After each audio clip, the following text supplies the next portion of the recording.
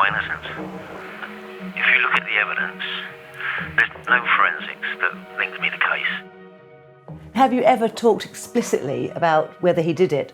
It's just impossible, really. It's just not in his nature to do something so awful. He's had to walk down here, meet her, Yes. kill her, put her in the boot. Yeah. It doesn't seem at all likely to me. The 9:30 CCTV, which the police said was your car coming out onto the main road. I can guarantee it's not my car. There's a big difference, in my view, between a Shogun and a Range Rover. Could this be the defendant's vehicle? I really don't know. I know Paula. Well, she was my best friend. So what did she tell you about this other man? She was definitely worried about something. Something was wrong and I could feel it. I just tell you one more time, if there is something which is significantly different to what you've told me, that I would have real difficulty with carrying on with your case. I did not murder Paula.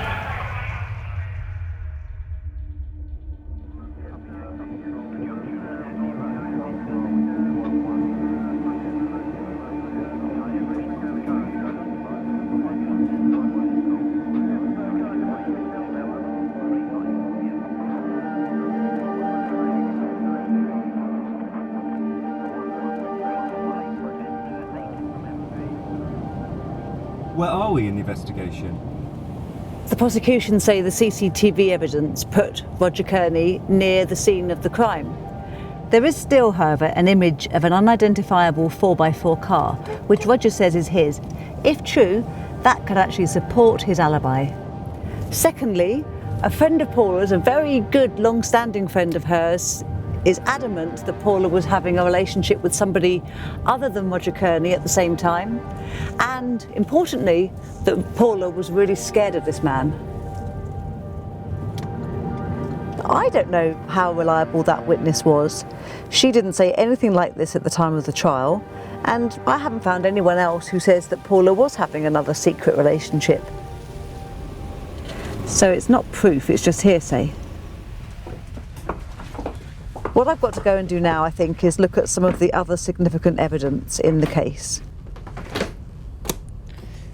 I want to look at the way Roger behaved in the days after Paula went missing.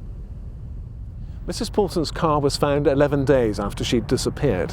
The court heard there was no forensic evidence, no blood, no hair, no fingerprints linking Mr. Kearney with the murder, and nobody saw him murder Mrs. Paulson. It wasn't long before police discovered she'd been having an affair. They interviewed Mr. Kearney. On several occasions in that interview, he referred to her in the past tense. And after she disappeared, his calls to her mobile phone soon ended. What's happening today? Roger's about to call me. I want to ask him particularly about his contact with Paula when she was missing. He didn't text her to say, "Where are you? Are you all right?" You know, she was missing for 11 days and yet no text from him asking where she was. So I want to ask him about that. And the second thing I want to ask him about is how he referred to Paula during the police interviews, because he kept referring to her in the past tense. And again, this is just at the time before her body was actually found, which suggests he knows she's dead already. So I want to ask him about that.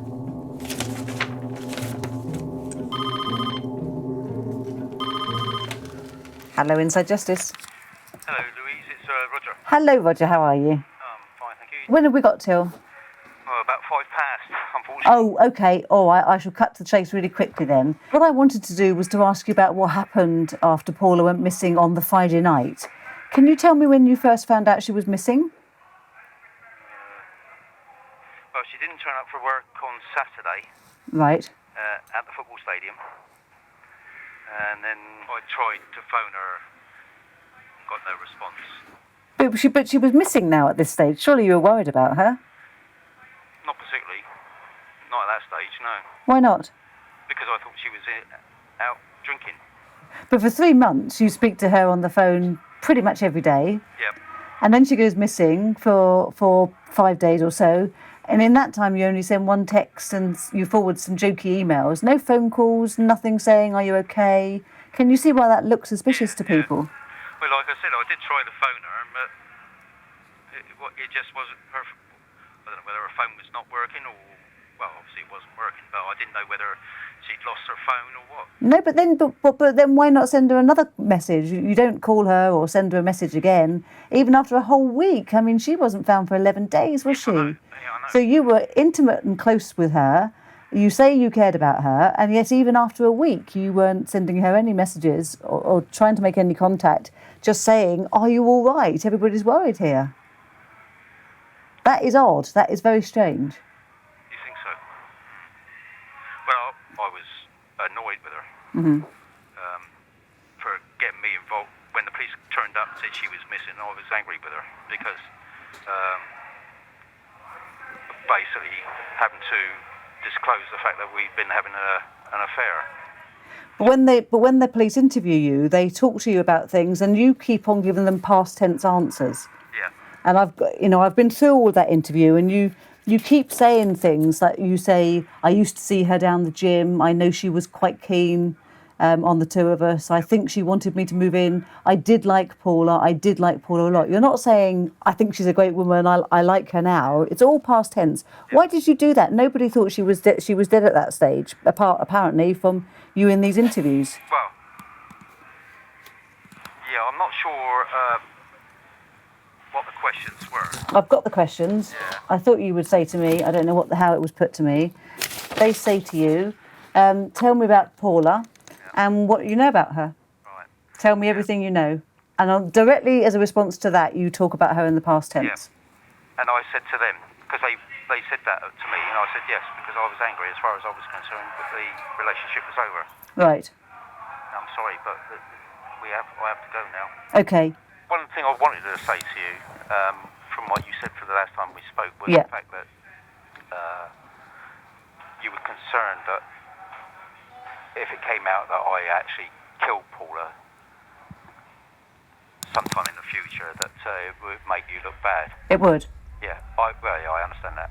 If you actually feel that I possibly could have done, I wouldn't blame you if you dropped my case at all. But I assure you,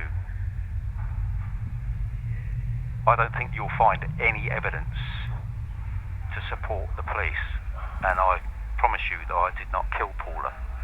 That's all I can say. Okay, are you okay? You're not wavering from that at all. Are you in any way encouraging me to drop your case? No, only if you feel that. No, I'm asking you what you are saying to me, Roger. I would like you to carry on. You want me to carry on with the case? Are you trying to find a way to tell me that you were involved in Paula's murder? No. But I'm just saying, if you think that, I must go because the officer's getting a bit. Okay, all right. Okay, but you're still telling me you did not kill her? No, I did not. Okay, all right, Roger. We're supposed to be banged up at 10 past. So. Okay, all right. That was a particularly funny end, difficult end, because I thought for one moment that he was going to tell me that he was involved in the murder. And then but he then immediately went on to say, no, I did not have anything to do with killing her at all. I don't know what to make of what he just said. I don't know. I don't know. If it was to come out that I killed Paula, that's an odd phrase, isn't it, for somebody to use if they're saying they haven't done it? Why would he use language like that? Why doesn't he just say, I didn't do it? I didn't do it. There's never going to be any evidence that I killed Paula because it doesn't exist. Because I didn't kill her, so therefore there can't be evidence. That I'd understand. That I can relate to. That's, a nice, clear way of talking. So, but he doesn't, does he? He sort of dances around things in a way that I find unsettling.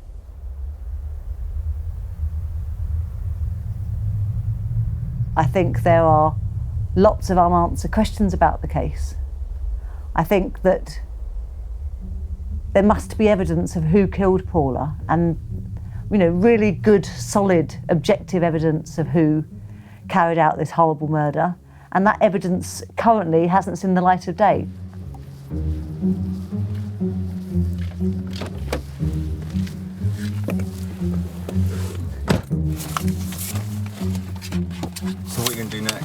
Now we're going to go and look at some of the forensic elements of the case, because for me there's some aspects to it that just don't add up. The prosecution say that he got into the car next to her and stabbed her repeatedly while she was sitting in the driver's seat. But when I look at the crime scene photos, there's hardly any blood on the front seats, which is where they said she was killed. I just don't understand how you could be stabbed 7 times and there be no blood or very little blood left in the front of the car. So I need to understand that. And in the boot of the car, there's a strange thing. There's a pool of blood found on a travel rug. And that doesn't fit with how her body was found. So I think I need some information on what the post-mortem report can tell us about the murder.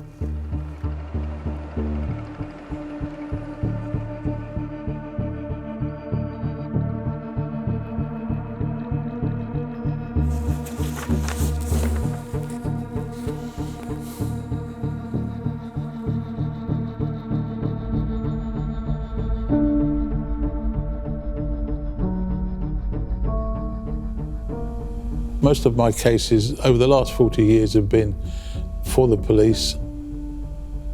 You have to go into a case with an open mind because you have to think of how that person was killed, what the circumstances were, whether they fit with somebody's account of how they were killed, or the number of injuries, where they're placed, how deep they are, all that kind of thing can tell you a great deal about what has happened.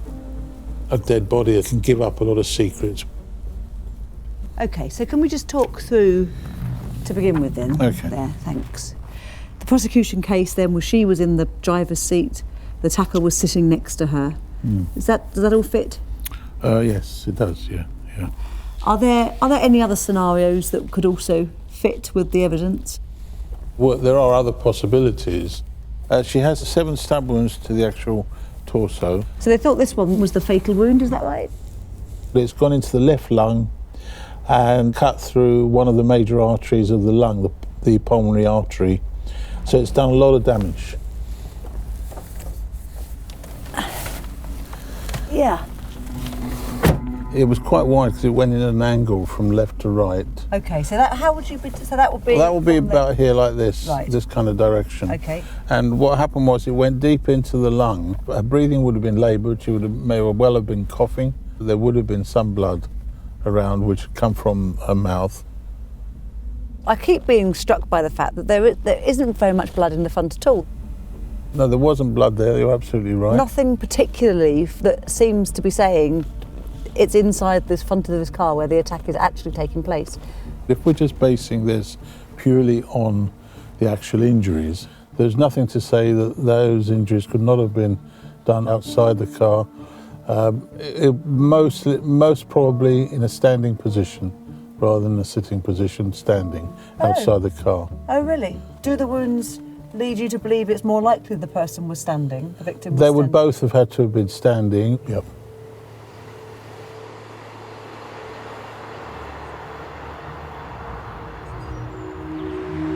The prosecution have always said that he got into her car and stabbed her repeatedly while sitting in the front seat. But our pathologist said that actually both the attacker and the victim might have been standing during the murder. That could only happen outside the car. It's only a possibility, but if that was the case, it seems highly unlikely to me that it happened on that particular road. That's a really busy road. No one saw her being attacked there, no one heard her scream. I need to go and talk to a blood pattern analysis expert. She's been working on lots of tests, trying to work out whether or not Paula Portman was definitely murdered in the car. That's the key question.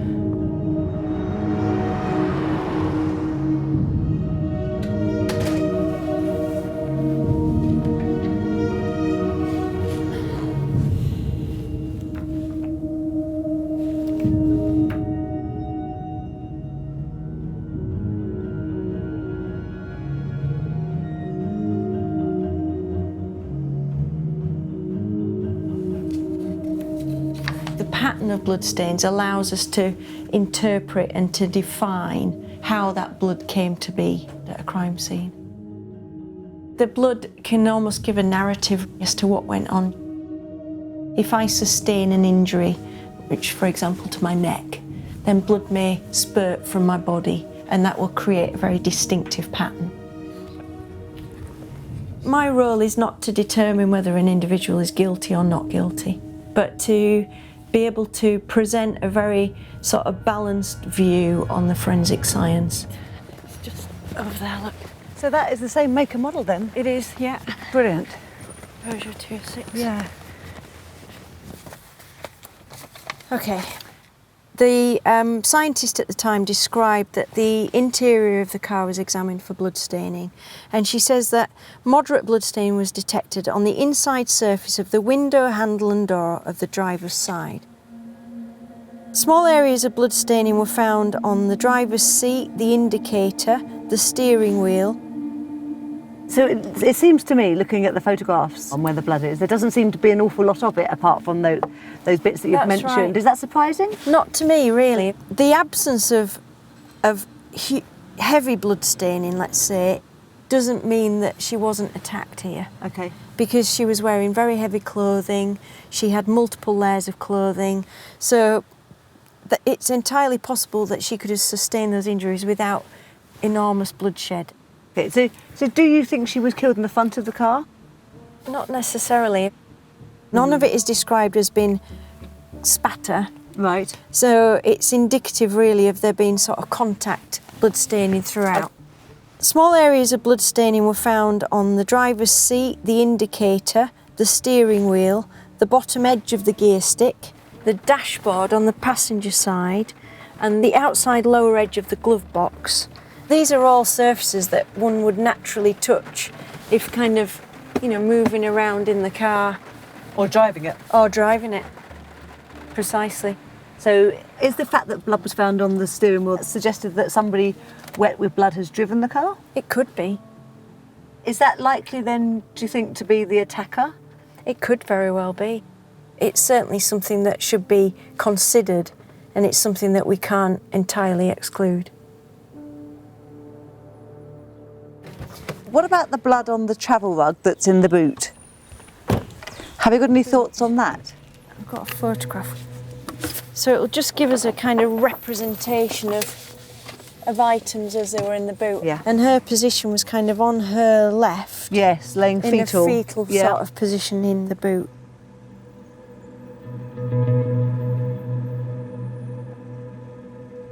There was heavy blood staining found on the travel rug, and there was blood on her face, which I've depicted onto this mannequin's head. And what we see here is her head has been in contact with something heavily soaked with blood. Right. And my view is that it fits pretty well with the staining that was found on the blanket. Right. If I was to put you in the boot and I sort of scooped you up with my arms behind your knees and behind your shoulder and put you in, you'd obviously be quite heavy, but I almost might sort of roll you in. Yes. Which would satisfy It would, that would fit, position. wouldn't it? How does she then end up completely flipped over in that fetal position? All she needs to do is to move or be moved onto her left side. Right. But it could potentially be that the car's moved forward and caused her to rock back. Yeah. As the car lurches forward, it creates that backward motion and she's tipped across. But again, I can't say with any certainty either one, but I'm just trying to express that all of these things are possibles. Yes.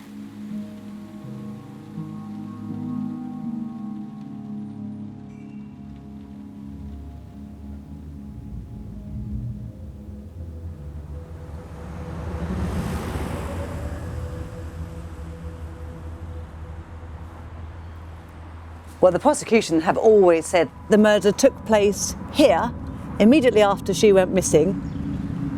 But now we have two scientists who say that actually things could be quite different. The pathologist says that she could have been killed while she was standing up outside the car.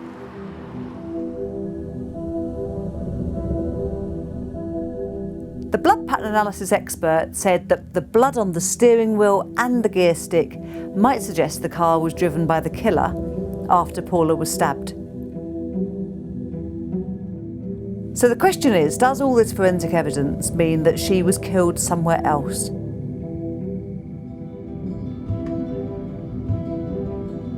Did the killer put Paula's body in the boot, drive to Duncan Road with bloody hands, then dump the car and walk away?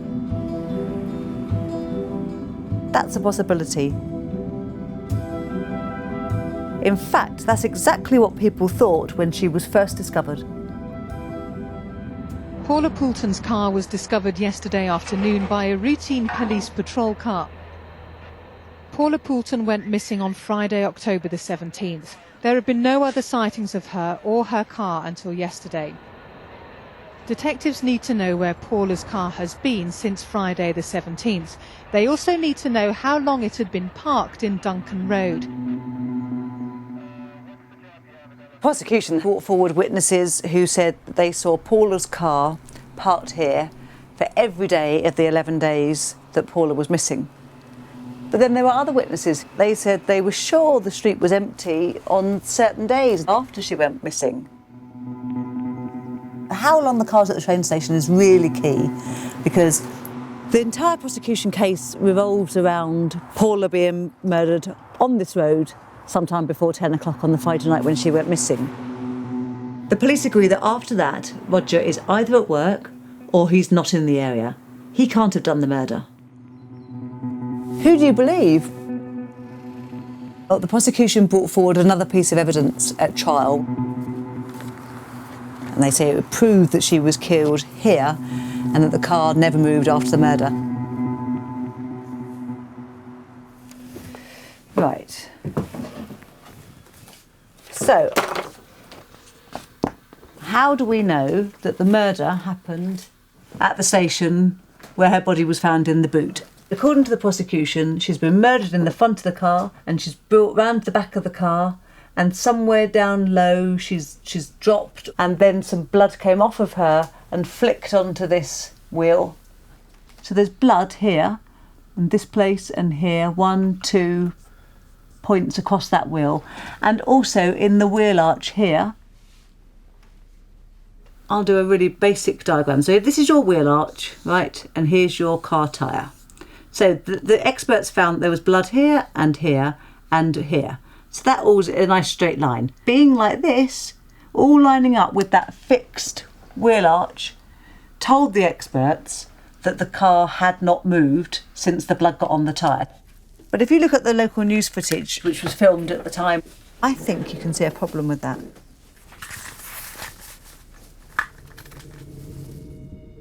Paula Poulton's black Peugeot car, her body apparently discovered in the boot, has been hidden by a white forensic tent. Now the black Peugeot is on the point of being taken away. Forensic officers have been conducting one last search of the immediate area before this road is finally reopened.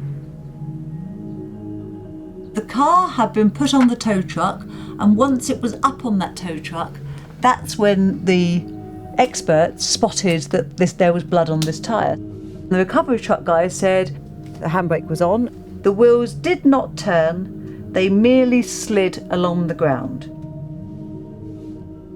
I don't think what the recovery truck driver said about the wheels only sliding and not moving is right.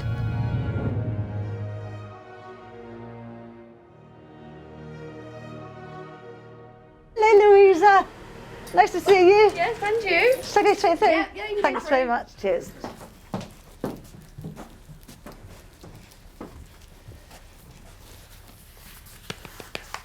One particular area is all to do with whether or not Paula was killed at the scene, whether it all happened there at the station road, as the police have always said, and then immediately put in the boot and left there for the whole 11 days. And that sort of prompted us to look then at what the evidence was like on the wheel of the car, because it's the blood on the wheel that really totally nails it for everybody. Right, okay. That's all good evidence, and that all fits really well, providing the car wheel was in the same position on the road as when it was on the truck. Now this is going to require some concentration because it's quite hard to see. Okay. So this is the vehicle being recovered.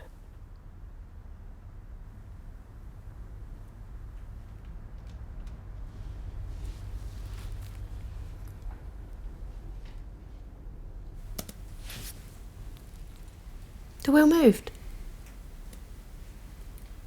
Did I see that, or definitely moving?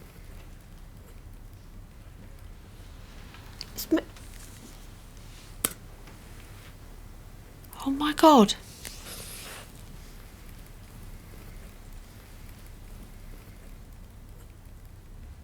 The wheel that we can see that's moving is the front wheel. Is that the one that had the blood? No, the one that had the blood on it is the rear wheel. If the rear But wheels... did the recovery guy say that none of the wheels moved? The recovery truck guy says the wheels, plural, weren't turning. The wheels, plural, therefore were dragged along the ground. And they were very certain about that. And they said, and they've in their statement, they talk about how there's no movement whatsoever. They're not being dragged. They're moving. Oh my God. It's a big thing. If the wheels moved, in the process of putting it on the tow truck, there's no guarantee that it all lines up. The murder could have taken place anywhere. Anywhere. Come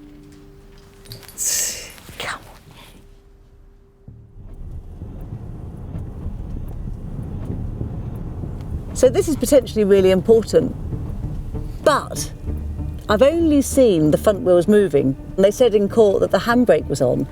So I need to go and do some tests. I've got to go and find out whether the back wheels would move too.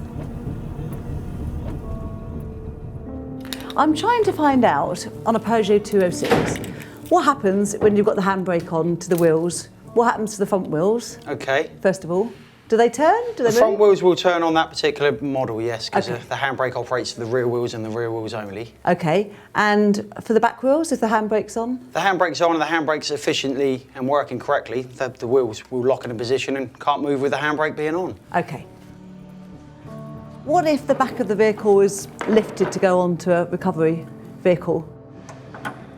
If you watch the vehicle, it will start to lift. So if we winch her up, what's going to start to happen? The vehicle will start to pull up. Pull up.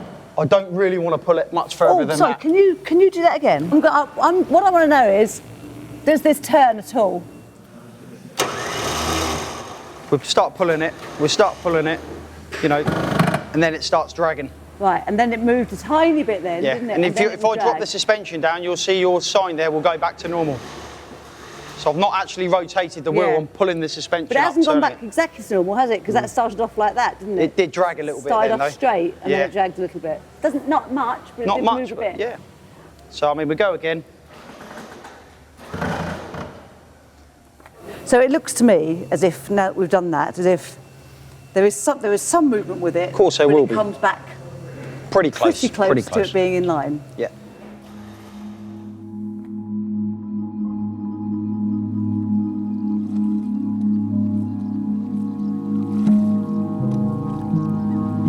Well, that's disappointing. That would have been a massive breakthrough for us on the case.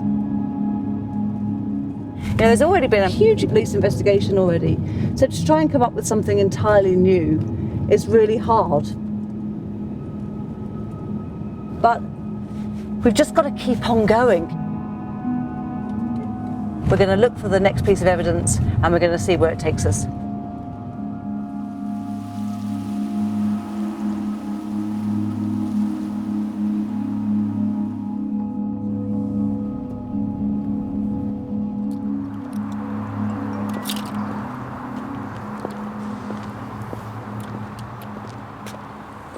How interesting.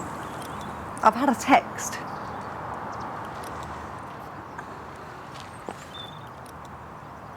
So I had an anonymous text from somebody who says that you can, and I quote it, attest to Kearney's vile, volcanic and uncontrolled temper. Kearney is an extremely unpleasant individual under the velvet cloak. Try not to be his next female victim, professionally or otherwise. I don't know who this is from.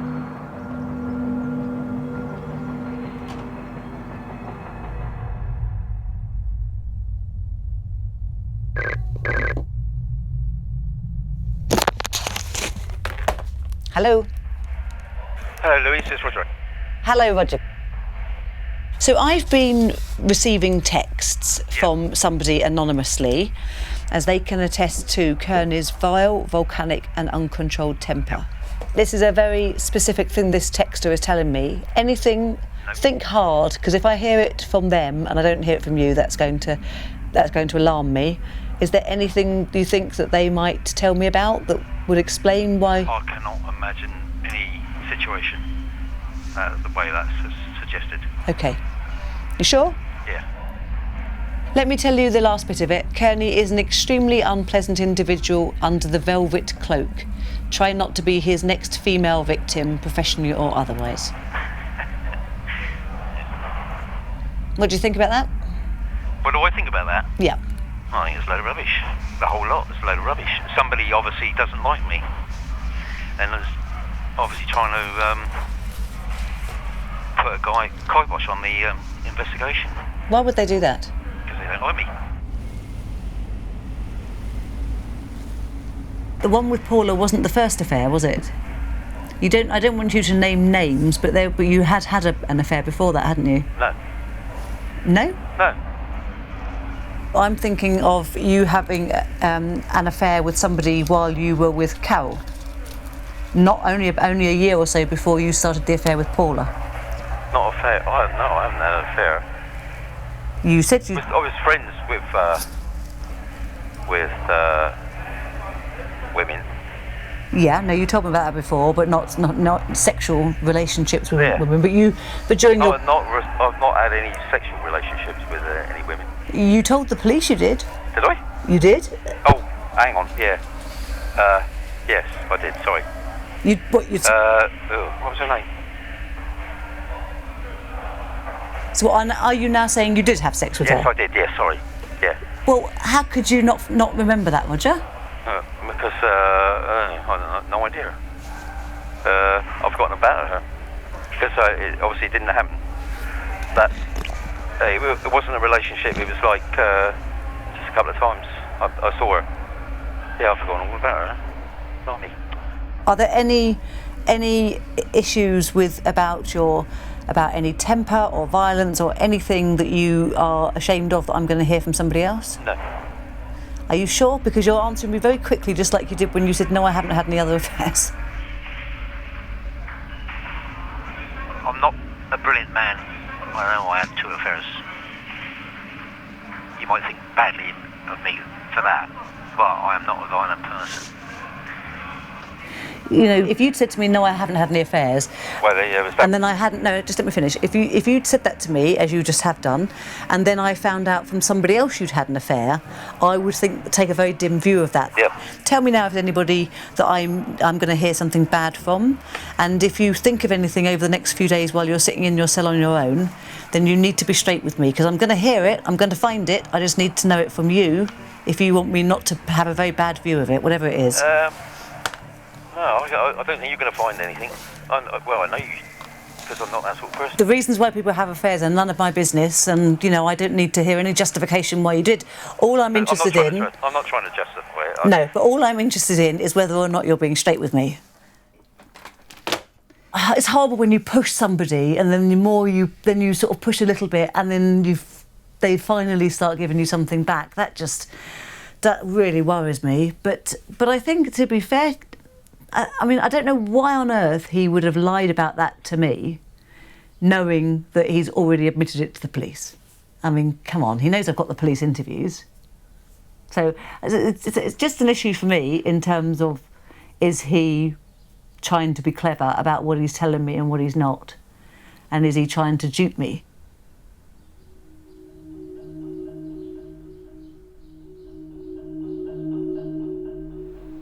Roger Kearney told the court he had an affair with Mrs. Poulton because he thought she wanted a bit of fun, and that he went along with it. Nigel Pascoe QC told the jury they may find Roger Kearney's conduct unattractive. He said there's a word sometimes used, love rat.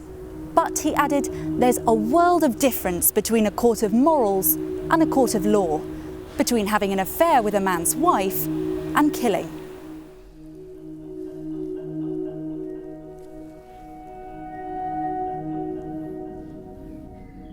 Are you worried that Roger might be lying to you? Oh, he could well be, absolutely. I mean, people have lied in the past and they will again, I'm sure. If I find out that somebody has lied, then I would just drop the case immediately. That's the golden rule.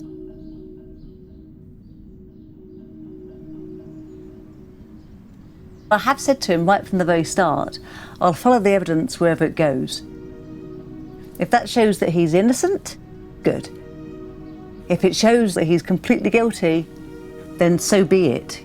You know, I'll follow the evidence. I'll keep going until I get to the truth. It's 8 months since 40-year-old Paula Poulton was found stabbed to death in the boot of her own car. Police divers search for clues to catch a killer, picking out items as small as cigarette lighters, hoping that clues lie hidden beneath these quiet waters. In particular, they're looking for Paula's car keys, her mobile phone and one of her flip-flops. It's strange that some crucial evidence was never ever found in this case. They never found her mobile phone and they never even found the murder weapon. But the anonymous texter said that I will find out that Roger Kearney could have burnt evidence. He says in the text that it's a bonfire night that Roger Kearney went to, and the allegation is that Roger Kearney got rid of evidence in the white hot braziers at this bonfire night. I need to find the green space where the bonfire could have been held, and I need to find Pete the Trees.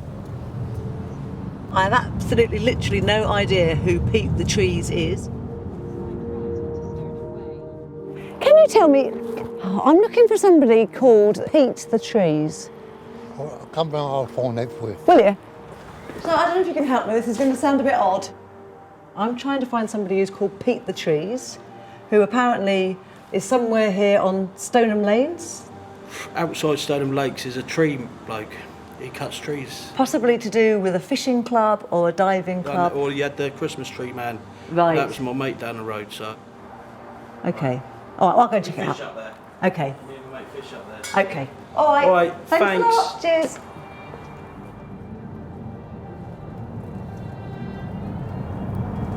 So what are you looking for now? Church.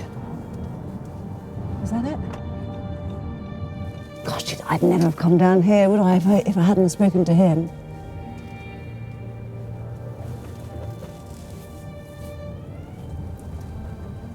It's all making, you know, it all fits. Oh, here we go. Private, warning, covert CCTV in operation. Private land. Oh, it's all private.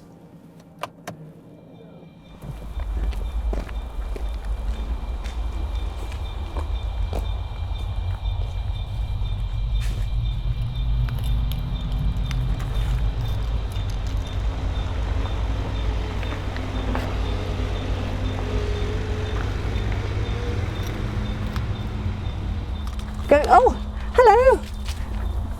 Are you by any chance Pete? Everybody seems to know me as Pete the Tree. You know, I just don't know why. I'm doing an investigation about a murder case. A woman was killed and she was found in the boot of her car. Was it near a railway station? Exactly. Swanwick. I remember that, yeah. Yeah. I remember that. I got an anonymous text who said, you should go and speak to Pete the Trees to see how easy it might have been to completely incinerate the missing physical evidence in the white hot braziers of his annual fishing club bonfire. The knife, you know, that was used in the murder. Well, I the would have found victims. that when I clear up. I would have found bits and pieces like that, anything metal. Strange because there's such a lot of detail in I it. can't see anything going on here because I'm here from when it starts till when the fire goes out. He was called Roger Kearney. Roger who? Kearney, or Kearney. So let me show you. I just need to do two things. I need to find a picture of him. I might know his face. Here he is.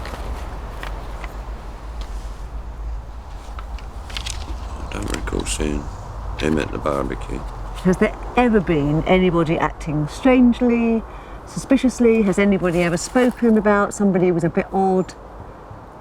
No. All right. Thank you. Goodbye, then. I'm very pleased to meet you. Thank you. All right. Bye. Bye-bye.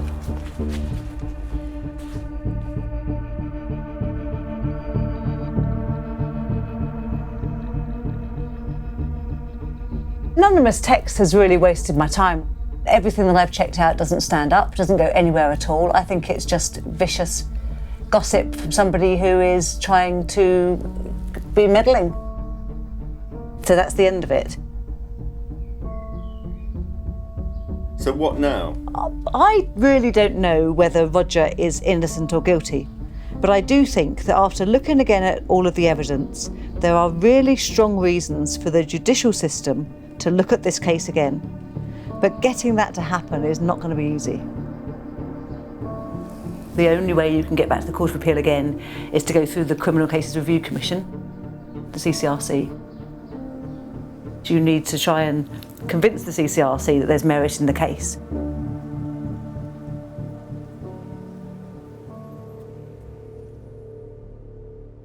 We've been referred to as a safety net, as the backstop, as the last opportunity, as it were, to get a case back to the Court of Appeal. The CCRC receives about 1,500 cases per year. We refer approximately 33 cases for a new appeal. The case has, of course, been through a jury of 12 people who have decided upon guilt. So inevitably coming to the Commission, there has got to be new material. Now that is a difficult hurdle to cross over. It is crucial that that occurs. The role of organisations such as charities is hugely important. However, they've got to present us with logical reasons for referring the case to the Court of Appeal. Well, if there is nothing new, then the Court of Appeal aren't going to change their decision. The courts don't like overturning convictions. It's difficult for them to do so. So you have to find something that's legally new.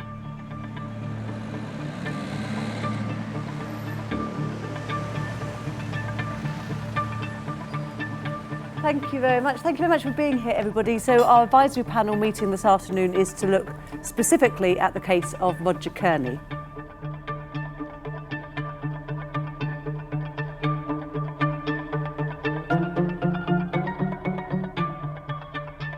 It'd be really great if the main aim today is to go through the forensic evidence and to see what possibilities there are for us now in reviewing this case.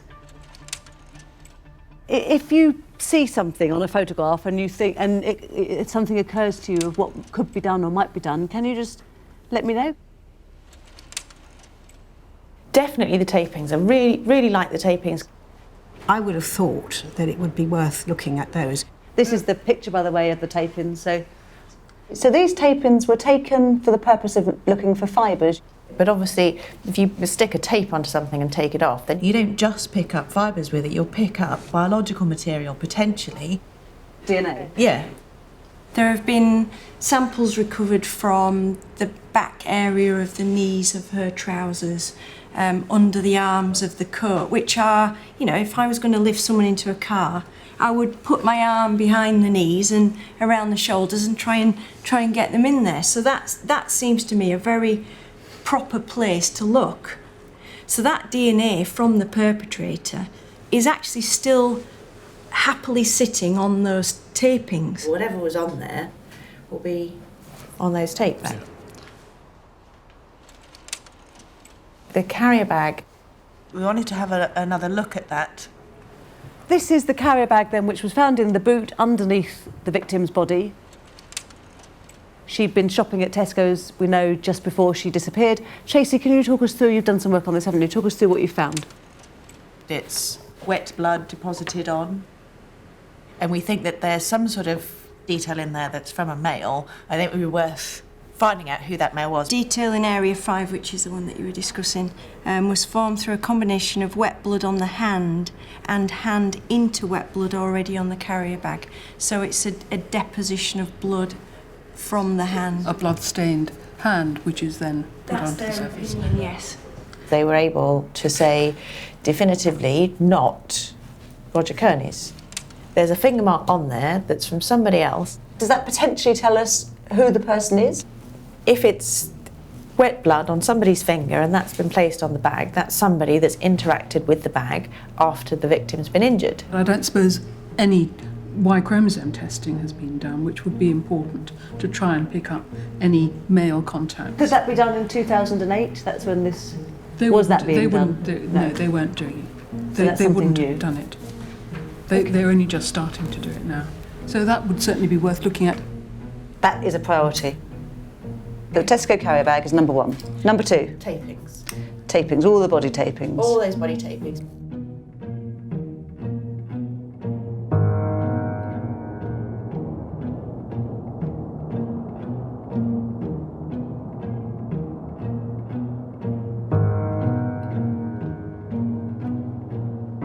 So there's a partial fingerprint in blood on the carrier bag. The carrier bag that was bought by the victim not long before the last known minutes of her life. So we could have a murderer with blood on their hands who's touched that bag. And now we have the technology to identify that person. So what I want to do now is to find out whether Roger wants that work done or if he's going to start coming up with excuses.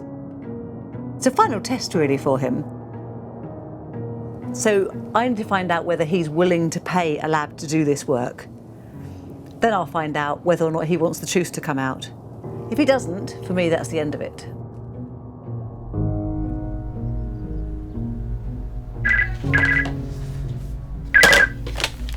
Hello. Hello, Louise. Roger again. Hello, Roger. Thank you very much for calling again. There is some potentially hopeful news. There was a fingerprint that went into blood on that carrier bag that was found with Paula's body. Yeah. So that's the next step. Make sure that all the possible forensic work can be done that is done. You want everything done, don't you, Roger? Yes. Absolutely. Okay. Yeah, I'm quite happy to help pay towards what I can. Good. And what we're always doing is just trying to find the identity of the killer. I'm not looking for evidence to clear you, you know, as that's not the way I go at it. I go at it looking at, I just want evidence of who has done this. Yeah, absolutely. That's what I... So I'm not asking closed questions, I'm looking to identify the murderer. And that's what you're prepared to fund, is it? Yes. Good. Okay, Roger. All right. So I didn't do it, so... Yes, and if I can prove that somebody else done it, even if they don't get somebody else for it, but if the evidence shows that I wasn't involved, I'm quite happy to fund it. Okay.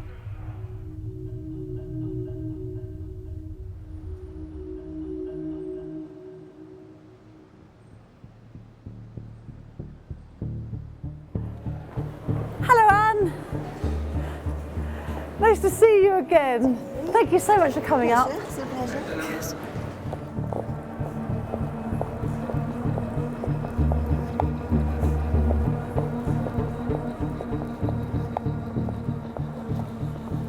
Oh, thanks very much for coming in today, coming up to Birmingham for this today.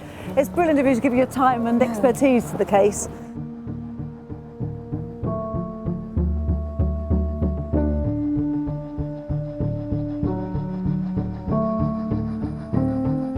Good luck. Yes.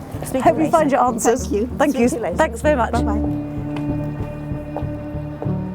It is a cold day in Birmingham, but it's an exciting day because we've finally got access to the forensic files from the time. Is there enough material left to find out categorically whether or not Roger Kern is the murderer or not?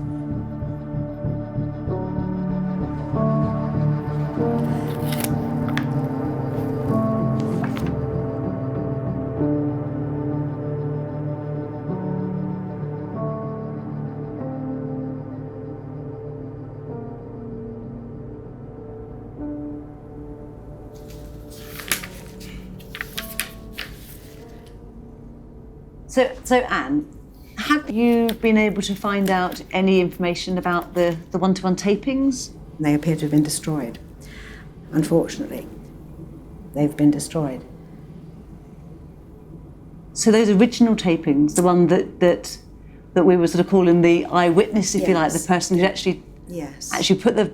They've been destroyed? They seem to have been destroyed, yes. Is that categorical? Is that absolutely definite that As far they've as gone? I've been able to establish, yes, it is. And that's something you've learnt today? Yes, it is, yes. It doesn't look as though we will have access to those. And in a murder case? They've definitely gone. Who owns those? Well, they're police exhibits. Maybe the police can give a fuller answer or an explanation, but...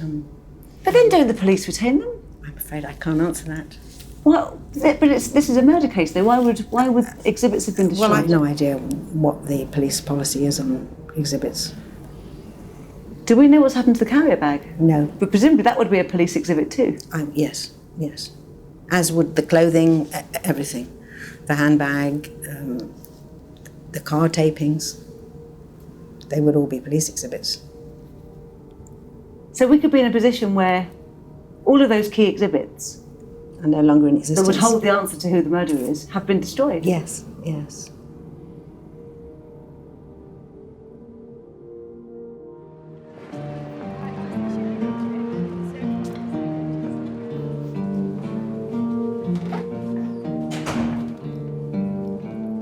Thanks so much for seeing me. It's a bit of a sort of an emergency. Okay, right. So Anne asked the question, where are these tapings now, hoping to do more work, and was told they went back to the police at the end of the investigation and they've since been destroyed. Well, it doesn't really make any sense, because you have to retain items that are taken as part of a murder inquiry. You can't just think, oh well, we've done that, let's move on. That's certainly not my understanding. Obviously, I've never worked for that force, but my potentially naive assumption is that it's the same across the board, that there's a minimum amount of time you have to keep those things for. And I worked previously at the MPS, now I'm with the city, at the Met Police. That's absolutely, the 30-year rule is the thing that leapt to my mind with that. They'll certainly be kept for 30 years. Yeah.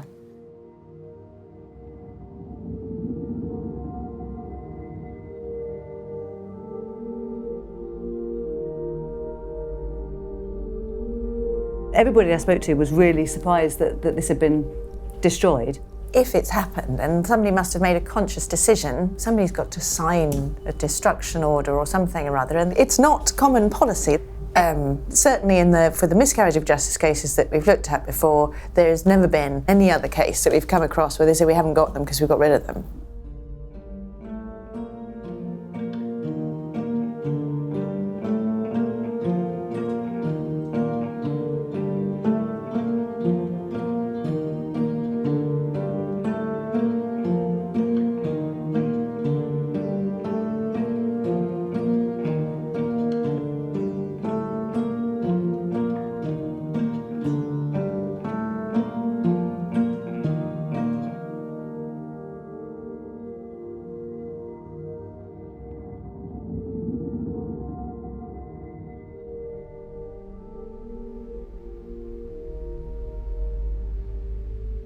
In order for the CCRC to effectively carry out a full review, it's clearly very important that material is retained.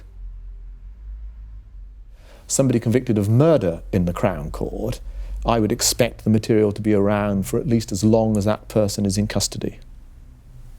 Now, if material does not exist, there's nothing we can do. We can't invent the material. We can't come to conclusions that is not based upon evidence. If the material has been destroyed for whatever reason, whether by mistake, deliberate or not, it doesn't matter. But if the material simply isn't there, then it is impossible to carry out an effective review.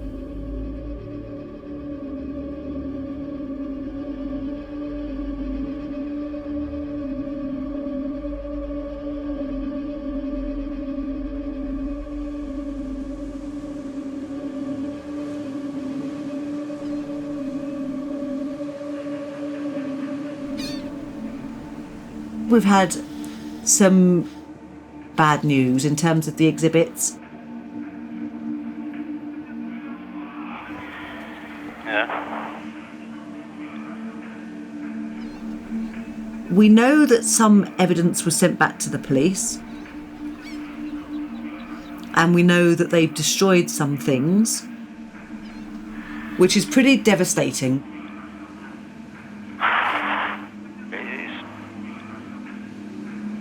There was a guy in Southampton who was convicted of a murder. He did 27 years and then managed to prove that he could not have killed this woman. Can afford 27 years.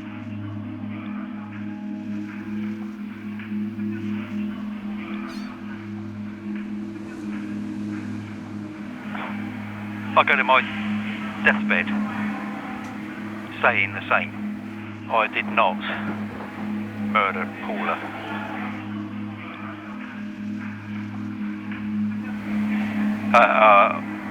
I will deny ever doing it. I didn't do it.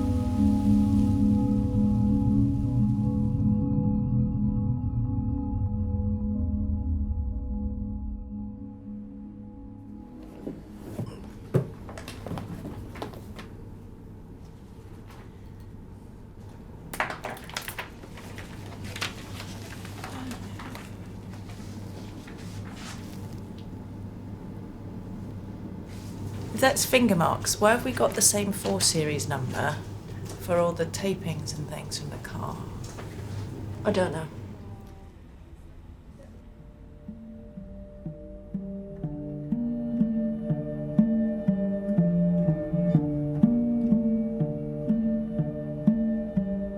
So when the carrier bag was examined for fingerprints, they took certain precautions during that examination and they recovered samples.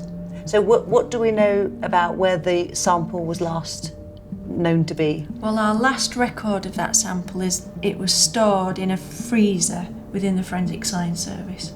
And from there, sort of the trail goes cold, really. So we're really interested in it, and it's next to ridge detail from a finger mark in blood. The sample they took then is of the area we're interested in? Well, it almost certainly is from the area that we're interested in. So we have got a swab. Correct. So the only thing left is to find out where it is. Precisely. Establish where it is now. Potentially, we've got something that at some point came from that bag.